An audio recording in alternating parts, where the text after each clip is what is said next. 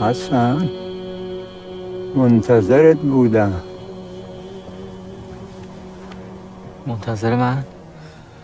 منتظرت بودم که شاهد مرگ من باشی.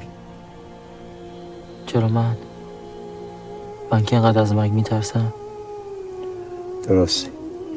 اگه به کودکی در تاریکی شکم مادر بگن که بیرون از اینجا دنیایست پر نور، با کوههای بلند، دریاهای مواج، دشتهای وسیع، باغهای زیبای پر از گل، جویهای جاری از آب روان، آسمان پر ستاره، خورشید تابان، ماه درخشان، و تو با شگفتی‌های فراوانی روبرو میشی، ولی تو در تاریکی میمانی. چون کودک از این واقعیت ها هیچ نمیدونه، به نظرش همه اینها ناممکن میاد و باور نمیکنه.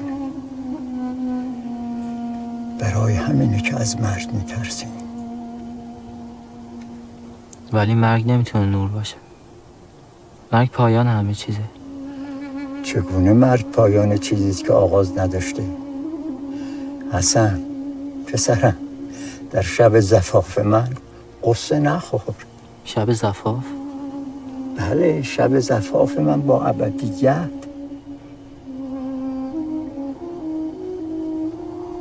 منو تنها بذار، کمی بعد برگرد و منو با شنا بپوش.